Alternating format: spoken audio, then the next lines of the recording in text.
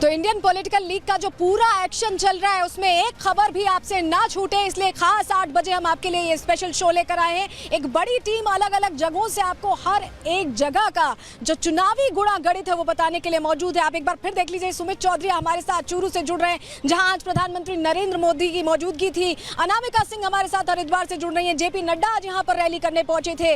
और बिहार में तो लगातार सियासी पारा हाई रहता है और अनूप वहां से जुड़ी हर रिपोर्ट आप तक पहुंचा रहे हैं। इस पर हम विस्तार से अलग अलग प्रदेशों में भी जाएंगे, बात करेंगे, लेकिन बात हम कर रहे हैं शिवपाल यादव की इस वक्त। सबसे पहले उत्तर प्रदेश की, क्योंकि हम बात कर रहे हैं। तो शिवपाल यादव ने दरअसल बदायूं जब पहुंचे तो उनका अंदाज कुछ जुदा जुदा दिखाई दिया। उन्होंने कार्यकर्ताओं से बात करते हुए, जनता को संबोधित करते हुए, क्योंकि लगातार रैलियां कर रहे हैं, लोगों के बीच पहुंच रहे हैं, तो वो ये कहते नजर आए कि हिसाब कर देंगे। किस तरह की ये चेतावनी है या धमकी है, आप खुद तय करिए। सुनिए क्या कुछ कहा शिवपाल सिंह यादव।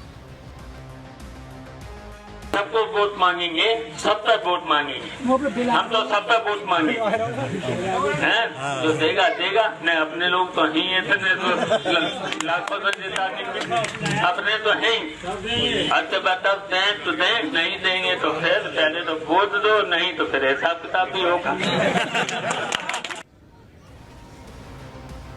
तो जब ये बयान सामने आया उसके बाद हमारी सहयोगी सृष्टि पांडे पहुंची शिवपाल सिंह यादव के पास। उन्होंने उनसे सवालों के जरिए समझने की कोशिश की कि क्या वो जनता को बुला रहे हैं या डरा रहे हैं। जरा सुनिए सृष्टि पांडे के सवालों का क्या जवाब दिया। तरीके से कहा जा रहा है कि आपने धमकाने की कोशिश की है वोटर्स को। नहीं, वैसे तो मैंने ऐसी कोई बात नहीं कहा। समाजवादी पार्टी से विधायक बने थे, वो लोग टूट के चले गए, भाजपा को वोट दे दिया। तो मैंने उनकी तरफ इशारा किया था कि भाई जो लोग इस तरीके का समाजवादी पार्टी के वोट से जीते हैं और वोट के समय चले गए उधर, तो मैंने कहा कि आगे वाले चुनाव में, आने वाले चुनाव में जनता सिकाएगी।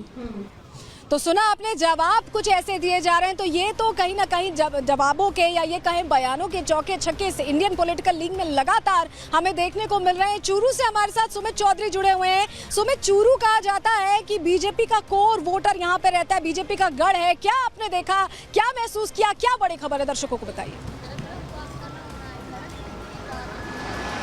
सलोनी, लगातार अगर बात करें चूरू सीट की तो बीजेपी यहां से जीतती रही है। 35 सालों का पूरा जो कार्यकाल यहां पर हो चुका है। और वहीं सबसे बड़ी बात यह है कि क्या इस बार जो जीत है वो एक बार फिर से बीजेपी की होगी, क्योंकि बड़ी बातें बताएं, मैं ग्राफिक्स के जरिए आपको इसे समझाने की कोशिश करता हूं। क्योंकि चूरू आखिर कैसे हॉट सीट हो गई है शेखावटी की सबसे ज्यादा, जिसकी राजस्थान में चर्चा हो रही है। यहां पर मुकाबला जो है वो देवेंद्र झाझड़िया बीजेपी की तरफ से और दूसरी तरफ जो है राहुल कसवा है कांग्रेस की तरफ से। बड़ी बात यह है कि राहुल कसवा जो है वो सिटिंग सांसद है और बीजेपी से थे, लेकिन उन्होंने पाला अपना यहां पर बदल लिया है। और आपको बताएं कि दूसरी तरफ बीते 2 चुनाव में वो लगातार बीजेपी के टिकट से जीतते रहे, लेकिन इस बार उनका टिकट कटा तो उन्होंने बीजेपी का जो दामन है वो छोड़ कांग्रेस का दामन थाम लिया है। और बड़ी बात यह है कि बीजेपी ने पैरालंपियन जो हैं और साथ ही पद्म भूषण से सम्मानित हैं देवेंद्र झाझड़िया, जिनको ये मौका यहां पर दिया गया है। प्रधानमंत्री नरेंद्र मोदी आज जिस तरीके से चूरू में पहुंचे, उन्होंने बड़ी बातें यहां पर कही। उन्होंने कहा कि हम जो ठान लेते हैं उसे पूरा कर लेते हैं। और बार बार इस बात का जिक्र किया जा रहा था कि आखिर राहुल कसवा का टिकट क्यों काट दिया गया। जो प्रधानमंत्री ने उसका भी जिक्र किया,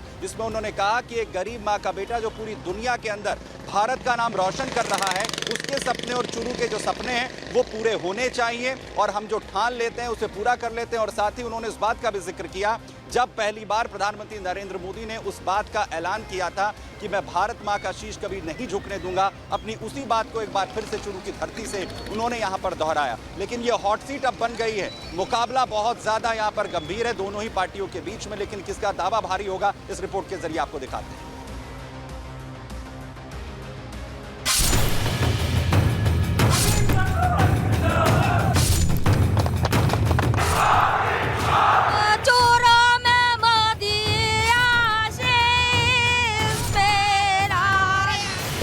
राजस्थान कह रहा है एक बार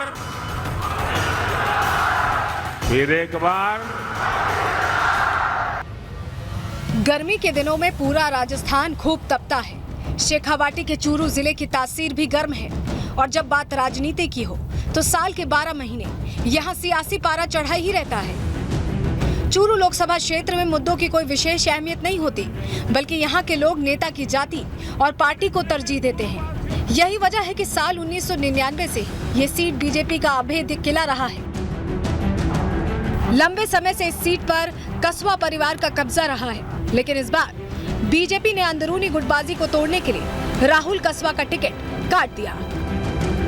वहीं जातीय समीकरण को साधने के लिए अन्य जाति का प्रत्याशी उतारने के बजाय पार्टी ने जाट प्रत्याशी को ही चुनावी मैदान में उतारा। राहुल कस्बा की बगावत को भांपते हुए बीजेपी ने पैरा ओलंपिक खिलाड़ी देवेंद्र झांझड़िया को प्रत्याशी बनाया है। लोकसभा चुनाव 2024 में चूरू हॉट सीट बनती हुई नजर आ रही है, क्योंकि जो सिटिंग सांसद है राहुल कस्बा, उन्होंने कांग्रेस का दामन थाम लिया है, तो वहीं दूसरी तरफ सियासी समीकरण, जातीय समीकरण जो है वो बीजेपी की ओर झुकाव लेते हुए नजर आ रहे हैं। देवेंद्र झाझड़िया की दावेदारी मजबूत करने के लिए पीएम मोदी ने खुद मोर्चा संभाला है। चूरू की जनता में पीएम मोदी का क्रेज देखते ही बन रहा है। पीएम की रैली में चूरू के लोग ढोल नगाड़े लेकर पहुंचे। महिलाएं कमल वाली साड़ी पहनकर पहुंची।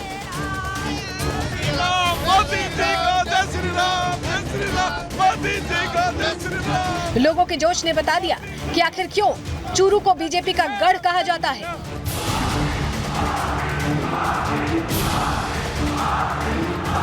माहौल ये है अब की बार 400 पार, ठीक है, और मोदी जी की टक्कर में देख सर कोई नहीं है यहाँ। झाझड़िया जी है वो करीब 2 लाख से ऊपर वोटों से चुनाव जीतेंगे यहाँ, और बहुत बीजेपी का बहुत बढ़िया चूरू जिले के अंदर माहौल है। सिर्फ मोदी जी का यहाँ पे जादू है। अब की बार 400 पार, और राजस्थान में फिर से तीसरी बार 25 की 25 सीटें भारतीय जनता पार्टी जीतेगी। राहुल कस्बा का टिकट कटा तो उन्होंने पाला बदलकर कांग्रेस का दामन थाम लिया, लेकिन वो भूल गए कि चूरू की जनता उन्हें और उनके परिवार को बीजेपी की वजह से सर आंखों पर बैठाए हुए थी। आज वही जनता बता रही है कि मोदी लहर में राहुल कस्बा की जमीन खिसक चुकी है। चूरू में देवेंद्र झाझड़िया नरेंद्र मोदी जीतेगा। एक तरफा माहौल है पूरा, एक तरफा सारे सर्व समाज बीजेपी के साथ है। देवेंद्र झाझड़िया राजेंद्र राठौड़ के साथ है, नरेंद्र मोदी जी के साथ है। मोदी के नाम से वोट पड़ेंगे, दिल खोल के वोट दे रहे सारी जनता। चूरू पहुंचे पीएम मोदी ने देवेंद्र झांझड़िया के लिए जनता का आशीर्वाद मांगा, साथ ही मरुधरा को विकास की गारंटी भी दी। दिल्ली से नरेंद्र देवेंद्र के लिए आशीर्वाद मांगने आया है, और जब नरेंद्र देवेंद्र के लिए आशीर्वाद मांगता है तो आप लोग छप्पर फाड़ करके दे देते हैं। राजस्थान वीर और वीरांगनाओं की धरती रही है। पीएम मोदी ने विकसित भारत के लक्ष्य को हासिल करने में राजस्थान के योगदान की तारीफ की, साथ ही महिला सशक्तिकरण के लिए केंद्र सरकार के किए कामों को जनता के सामने रखा। जब राजस्थान विकसित होगा